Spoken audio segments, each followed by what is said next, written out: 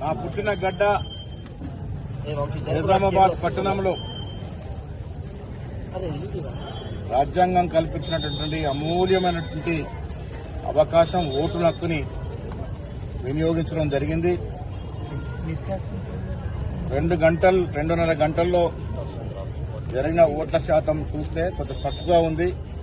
నేను రాష్ట్ర ప్రజలకి ఎక్కడైతే మున్సిపల్ ఎన్నికలు జరుగుతా ఉన్నాయో, ఏ కార్పొరేషన్ ఎన్నికలు జరుగుతా ఉన్నాయో అక్కడ విజ్ఞప్తి చేస్తా ఉన్నాను. ఓటు హక్కు అనేది ఒక అమూల్యమైనటువంటి వరం,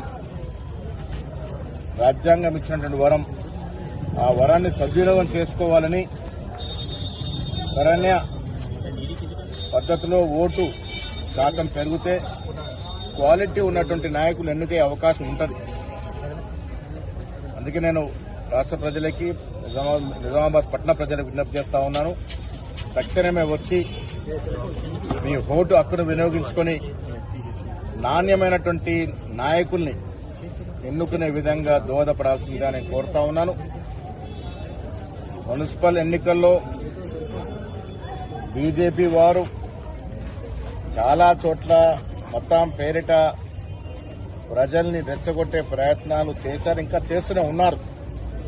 కానీ రాష్ట్ర ప్రజలు విఘ్నులు, ముఖ్యంగా నిజామాబాద్ ప్రజలు విఘ్నులు, అభివృద్దిని ఆకాంక్షిస్తున్నట్టుగా మనకున్న సమాచారం.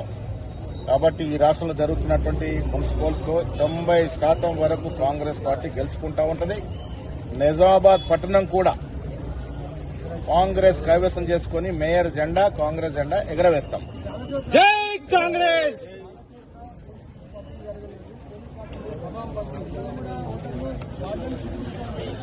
అదే ఆ ఇబ్బందులు మా దృష్టికి కూడా వచ్చాయి. ఓటర్ స్లిప్ సరిగా పంపకం జరగలేదని నేను ప్రజలు విజ్ఞప్తి చేస్తా ఉన్నా. మీరు బూత్ వద్దకు వచ్చి ఓట్లు ఎత్తుకొని మీ ఐడి ప్రూఫ్ చూపించి ఓటేయాల్సిన విజ్ఞప్తి చేస్తా ఉన్నా. కాంగ్రెస్